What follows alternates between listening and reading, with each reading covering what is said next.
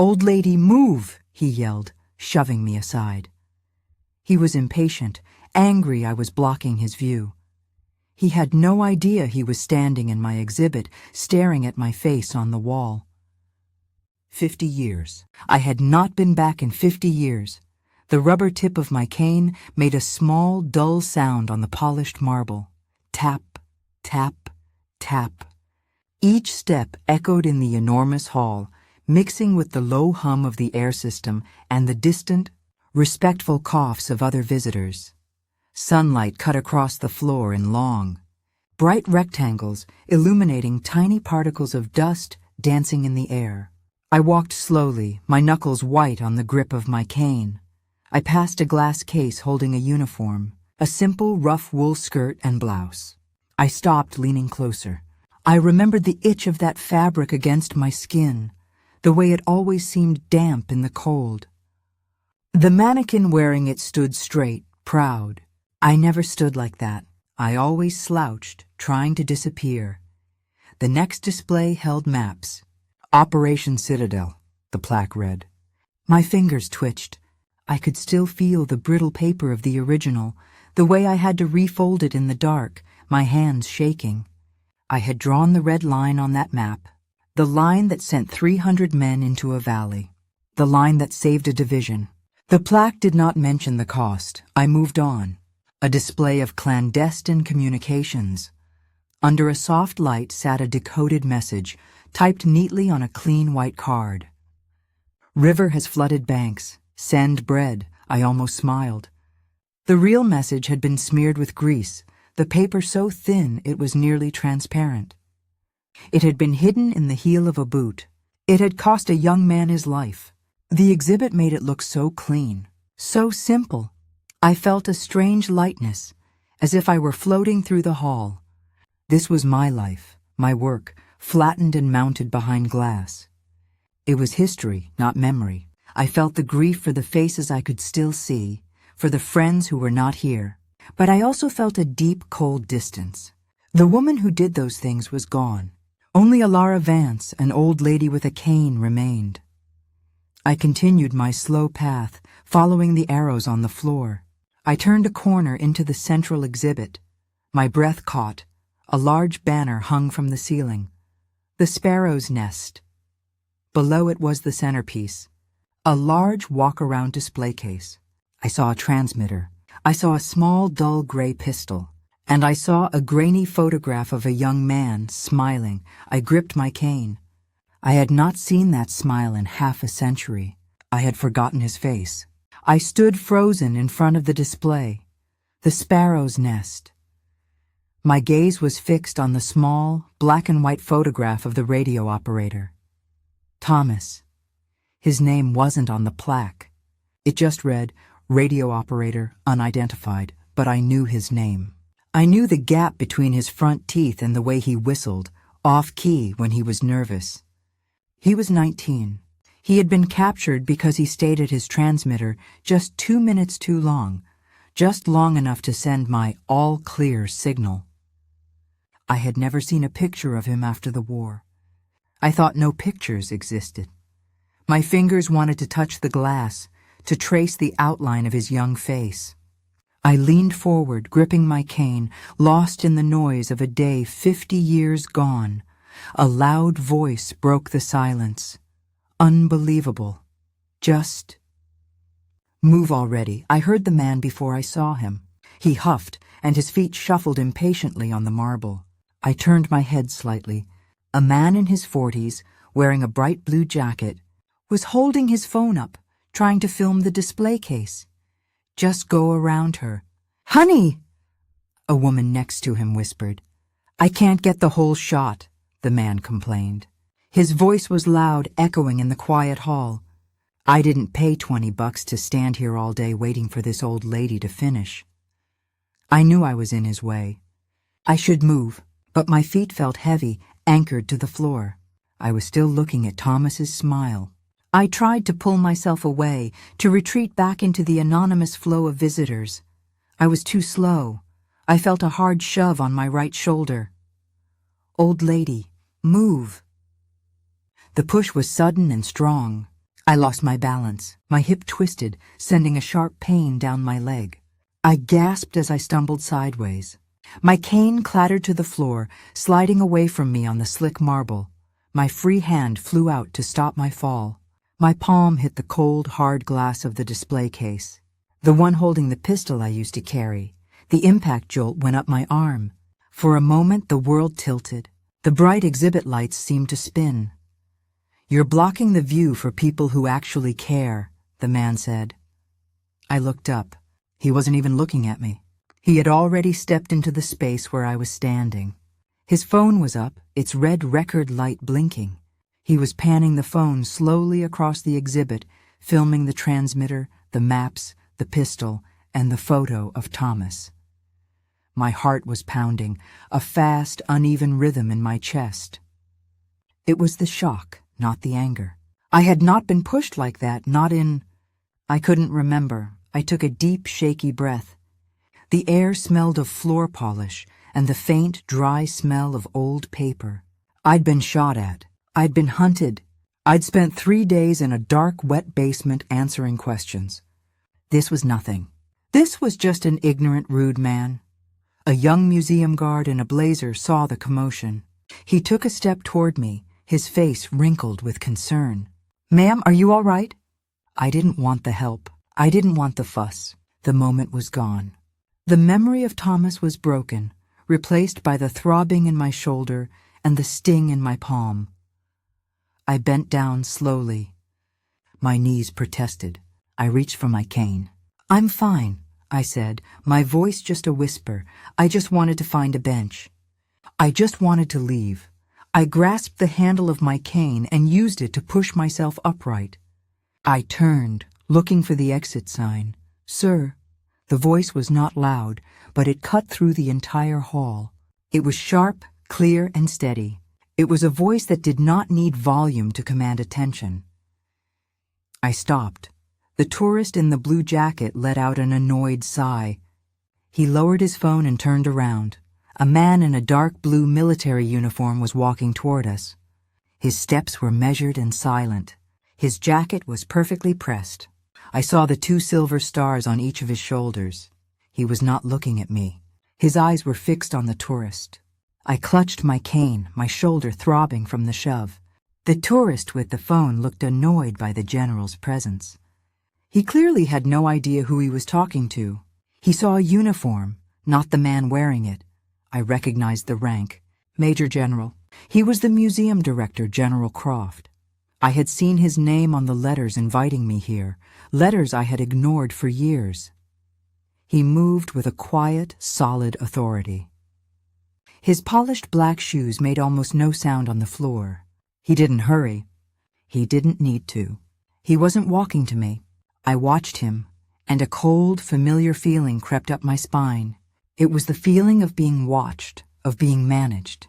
I wanted to tell him to stop, to just let it go. It was nothing. He walked right past my shoulder, close enough that I could smell the faint, clean scent of laundry starch from his uniform.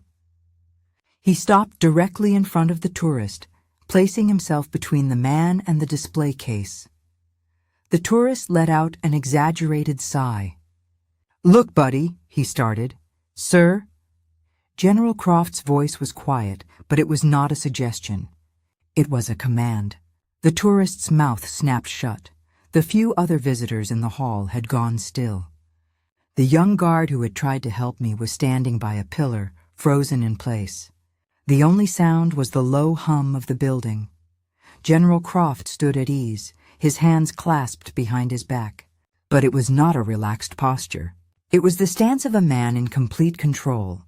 He stared at the tourist. He didn't raise his voice. He didn't get angry. He just waited. The tourist's face began to flush, his casual arrogance turning into visible irritation. "Do you know," General Croft said, his voice level and clear, "who you just pushed?" I felt my own face get hot. I wanted to turn and walk away. This was worse than being pushed. This was a scene. I hated scenes. All my training, all my life had been about avoiding notice. And here I was, the center of attention in the main hall of the National War Memorial. The tourist stared, baffled.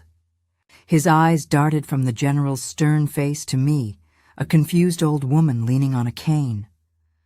He just didn't get it. He gave a short, hard laugh. "What?" he scoffed. "She's your grandma?" He adjusted his grip on his phone, as if ready to brush past the general just as he had brushed past me. She was in the way.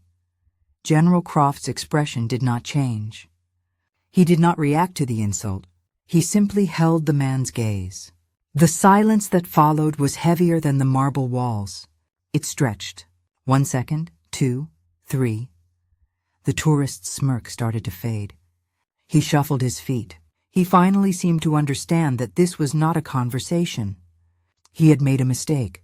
I wanted to find a bench. I wanted to sit down. My hip ached and my shoulder was stiff.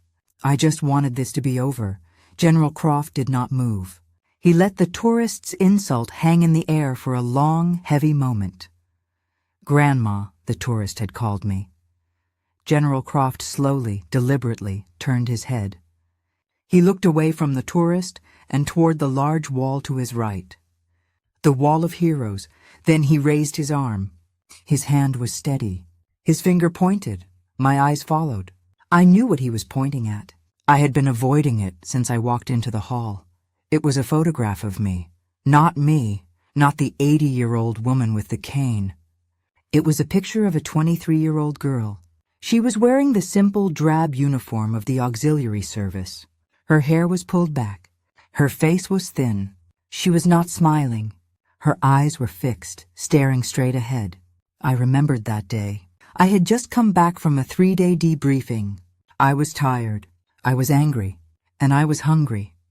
"That," General Croft said, his voice echoing in the silent hall, "is Ilara Vance, my name." He said my name. A cold jolt went through me. It felt like being woken up with icy water. The tourist's head snapped toward the wall, then back to me. His brow furrowed in confusion. He didn't see the connection. "Not yet. Codename Sparrow," the general continued, his hand still pointing at the face of the young woman. The tourist's mouth fell open. "She spent," the general said, his voice clear and precise, 1,098 days behind enemy lines. I closed my eyes for a second. The number. I had never counted the days. I had just lived them. 1,098. It sounded like a prison sentence. Maybe it was. The general gestured to the maps on the wall, the ones I had passed earlier, the intelligence she smuggled out, the reports she filed from an attic with enemy patrols on the street below. Saved the Third Armada from annihilation at the Battle of the Coral Straits. The Third Armada. It sounded so large, so important. I just remembered the coordinates. A string of numbers and letters. I remembered writing them on the thinnest piece of paper, my fingers numb from the cold. I remembered handing the paper to Thomas. I looked back at his small, unidentified photo in the display case. He was the one who sent the message. He was the one who didn't come home. The general lowered his arm. He looked at the tourist, his eyes cold. "The men you see honored in this wing," he said, his voice dropping. "The sailors, the pilots, the soldiers. They came home to their families. They lived their lives. They had children. They became grandfathers. Many of them are alive today, because of her." He let the words settle. Then he took one slow step toward the tourist. The man flinched, pulling his phone tight against his chest. The general's voice was barely a whisper now, but everyone in the hall heard it. "And you just told her to move." A thick, heavy silence pressed in from all sides. The only sound was the low, electric hum from the display cases. No one coughed. No one whispered. No one moved. I could feel the eyes of the other visitors. I glanced around. A young couple near the entrance had stopped, their hands halfway to their mouths. The museum guard stood by the pillar, his face pale. They were all staring, but they weren't staring at me. They were staring at the man in the blue jacket. The tourist's face was awful. The angry red flush was gone. A chalky, sick-looking white had replaced it. His jaw was slack. His eyes darted from the general to the stark black and white picture on the wall, and then finally to me. He was looking at me, but he was seeing the girl in the photograph. The connection had been made. It had landed with the force of a physical blow. His arrogance, his impatience. It was all gone. It had evaporated, leaving behind a raw, shivering shame. His hand, still clutching his phone, was trembling. He started. His voice was a dry croak. He swallowed, his Adam's apple bobbing. I didn't. He looked at me desperate. He wanted me to say something, to say it was okay, to let him off the hook. I just looked back at him. What could I say? I had been through interrogations. I had sat across from men who wanted me dead, men who smiled while they asked their questions. I had lied to them. I had watched them, just as I was watching this man. His rudeness was shallow. His shame was his own. It had nothing to do with me. It was just a small, unpleasant thing, like a stone in my shoe. My shoulder ached. My hip hurt. I was tired. The tourist saw no comfort in my face. My silence was its own kind of wall. I didn't know, he whispered. The words were small and useless in the vast, quiet hall. He lowered his phone to his side. He looked down at the polished marble floor, defeated. He was a man who had been loud his entire life, and he had finally been silenced. He had been measured against the history in that room, and he had been found small. General Croft watched him for one more long, unblinking moment. He had not moved. He had not changed his expression. Then, slowly, the general turned his back on the tourist. It was a complete and total dismissal. He did not say another word to him. He simply turned away, leaving the man to stand alone with his shame in the middle of the hall. The general took 2 steps. He was walking toward me. General Croft turned his full attention to me. The cold, sharp authority he had shown the tourist was gone. His face softened. His eyes, which had been hard and bright, were now quiet and respectful. He did not rush me. He did not crowd me. He simply stood a few feet away, waiting. He was looking at me, and I realized with a small jolt that he was not seeing an old woman. He was seeing the girl on the wall. He saw both of us. After 50 years of being invisible, of being a ghost in my own life, the sudden, intense recognition was almost as shocking as the tourist's shove. My first instinct was to deny it, to wave my hand, tell him he was mistaken, and disappear into the small crowd. That was my training. Deny, deflect, disappear. But I was 80 years old. My shoulder hurt, and I was so very tired of disappearing. General Croft inclined his head, a small, formal bow. His voice, when he spoke, was low and warm, meant only for me. "Ilara," he said. Hearing my name spoken like that, with such history, felt strange. It felt like a name I had not answered to in a very long time. "It is an honor to have you," he continued. He did not mention the tourist. He did not apologize for the man's behavior. He did not treat me as a victim. He spoke to me as a peer, as a soldier. "We were hoping you would. Would you like a private tour?" He gestured with his chin toward a plain, unmarked door behind the main exhibit wall, a door I had assumed was for staff. "We have your field transmitter in the new exhibit." My transmitter. Not a transmitter. The one I had carried in a false-bottom suitcase for 2 years. The one I had risked my life, and Thomas's life, to protect. The thought of it. The thought of seeing the scratches on the metal case, the worn keys. It cut through the pain in my hip. I looked from the general's earnest face to the tourist. The man was still standing in the same spot, frozen. He was staring at the floor, his phone hanging limply from his hand. He was a small broken thing in the middle of this great hall. He was irrelevant. I looked past him, to the display case, to the grainy photo of Thomas, forever 19. He was unidentified here, but perhaps in the private exhibit, perhaps in the archives, he had a name.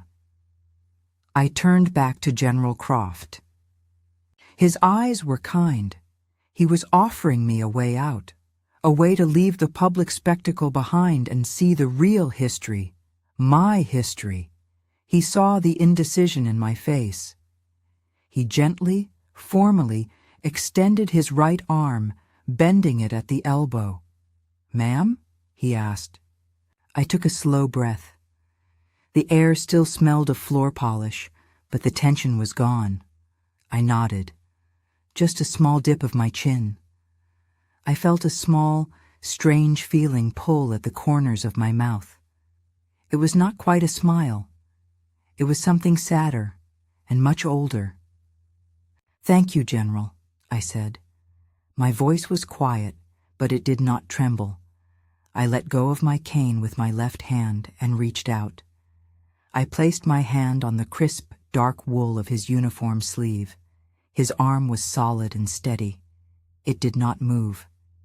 He waited, patiently as I shifted my weight, balancing myself between my cane and his arm. He understood, without me saying a word. Then together, we began to move. My cane tapped on the floor. Tap. His polished shoe made a soft, solid sound beside it. Step, tap, step. We walked right past the Sparrow's Nest exhibit. I looked at Thomas's picture one last time. We walked past the tourist. He did not look up. He was just a statue of shame, left behind in the public hall. The general guided me toward the plain wooden door. He was matching my pace perfectly. He reached in front of me with his free hand, pushed down on the metal bar, and the door clicked open, revealing a quiet, carpeted hallway. He was leading me away from the exhibit and into the museum's heart. The heavy wooden door clicked shut behind us. The sound of the main hall, the echoes, the shuffling feet, the distant hum, was gone. It was replaced by a deep, thick silence. The hallway was carpeted. My cane made no sound. General Croft's polished shoes made no sound. We walked past offices where I could see people working at desks under normal lights.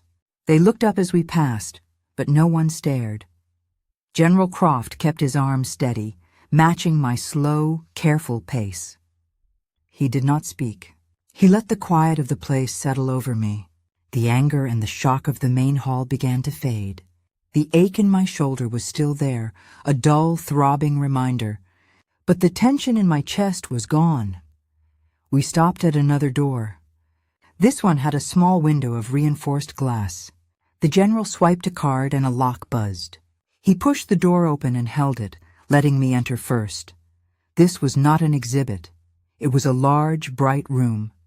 It smelled of old paper and metal polish. Long, white tables filled the space. On the tables, under bright, focused lamps, were objects. A compass in a leather case, a set of medals not yet mounted, a stack of thin, yellowed maps. This was a place of work, a place of history. In the center of the room, on a clean white cloth, sat my transmitter. I let go of the general's arm. I took 2 steps forward. My cane tapped quietly on the vinyl floor. It was smaller than I remembered. The metal case was gray, not black. The scratches were all there. I remembered making the long, deep scratch on the lid. I had dropped it in the mud running for a train near Lyon. I reached out my hand. My fingers, wrinkled and spotted, touched the cold metal. I traced that long scratch. My hand was steady. "It is the one," I said. It wasn't a question. "Yes," General Croft said, standing beside me. "We found it in a farmhouse attic in 1998. The family had kept it hidden, just as you left it." I touched the keys. The letters were worn. The S and the M were almost gone. I remembered the rhythm of sending the codes. The fast, sharp tapping. The fear of holding the key down for even a fraction of a second too long. He was very fast, I said, my voice quiet. The boy, Thomas.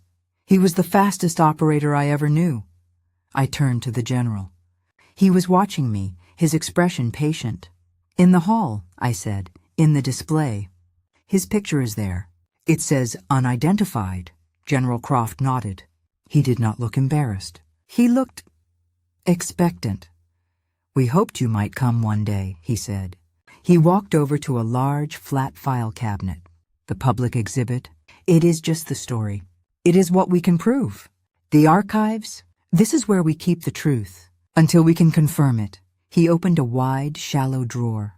He returned holding a large gray acid-free folder. He placed it on the table next to the transmitter. We knew his code name, the general said.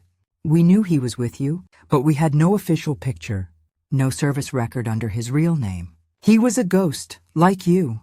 He opened the folder. Inside was a single clear 8x10 photograph. It was not the grainy small image from the display.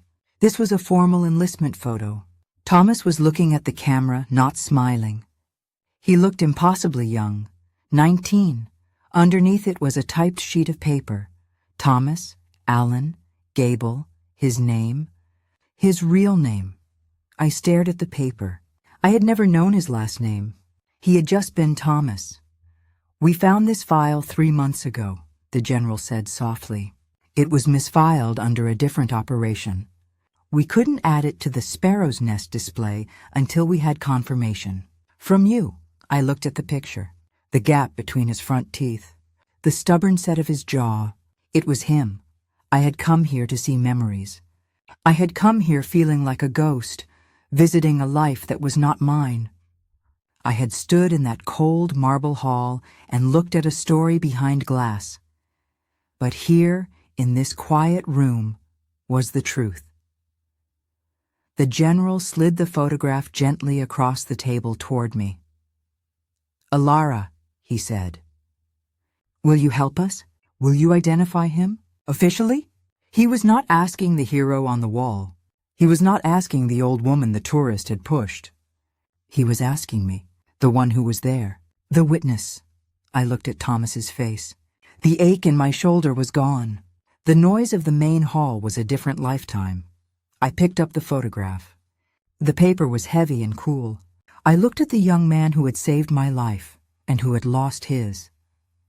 I turned to the general. Yes, I said. His name was Thomas.